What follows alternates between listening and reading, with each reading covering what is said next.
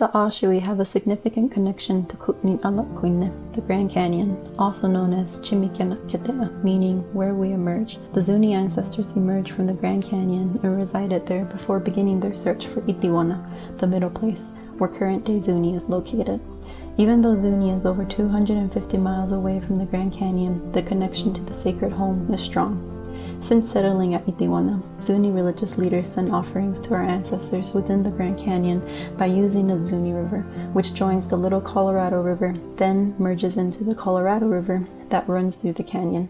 Many refer to the cultural sites in the canyon as ruins and abandoned, but the Ashui know the spirits of their ancestors are still present.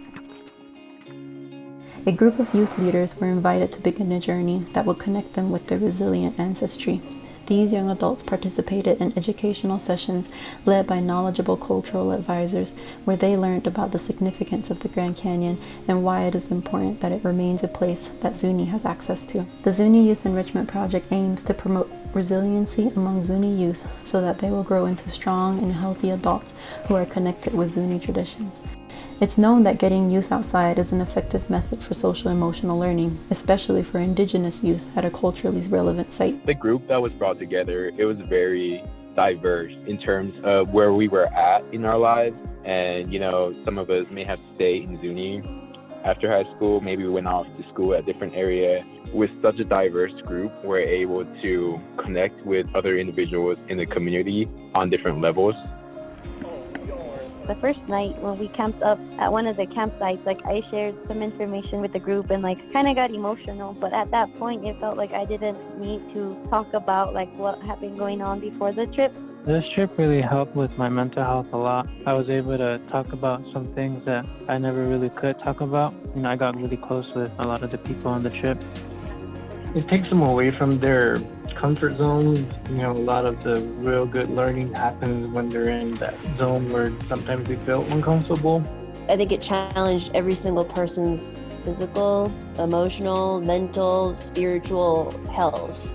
Physically, I think is a given. We hiked 17 miles and everyone was hurting. Everyone's kind of mental and emotional strength allowed them to push through those physical challenges, which was pretty amazing because some people really had some serious physical challenges. There's no words to describe the feeling you feel while you're down there, knowing that that's where we came from and where it all started. So we are here right now at Skeleton Point. We just passed Skeleton Point, but this is the halfway mark. Look at the beautiful scenery. You can see the lake down there, the river. It motivated me to learn more about Zuni. This is also a reason why I wanted to go on this trip, because I wanted to learn more about, creation story and wanted to learn more about the Grand Canyon. One of the really enriching parts of the experience was getting to do a little presentation at the bottom of the Grand Canyon. Myself and Keith, we started off the talk and we talked, and then from there we just let go of the reins. Let them take the show in a way. Tell the people what's important, and they did an awesome job, and that was really cool. After the presentation, I think is when we saw them actually shining the brightest, because once the presentation was done, then these people kind of started talking to them individually, and that's when you could really see them really shining the brightest. When we found out about the trip, I told my dad that I wanted to learn the morning prayer. We were told to take yawe yawe and all that, so I wanted to be able to go down there and give my offering with the right words that they would understand, and our ancestors be able to hear that I'm there or hear that were there.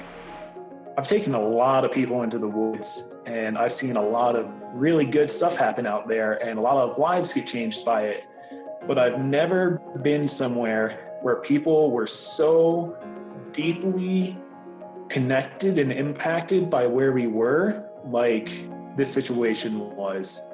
What I thought about a lot was my family, the community, and just different learning lessons that I endured in my life, and just really taking all that in and trying to rebuild myself and create a different mindset that I could use, not only for myself, where I'm able to, help myself, but a different mindset where I'm also able to help different individuals in my community and in general that could be going through the same things that I may have endured, or new ones that I haven't endured yet.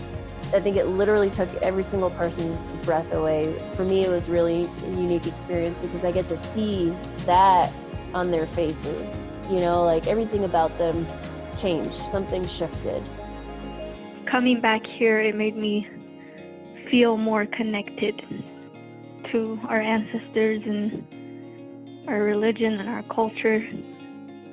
To know that you have like a place like that that is really sacred, and that like sharing an experience like we have, like all of us have different stories, and being able to share it to kids, we hope that like we can inspire them so they go out and they search for like, you know, a new beginning or a new meaning or something greater than they are.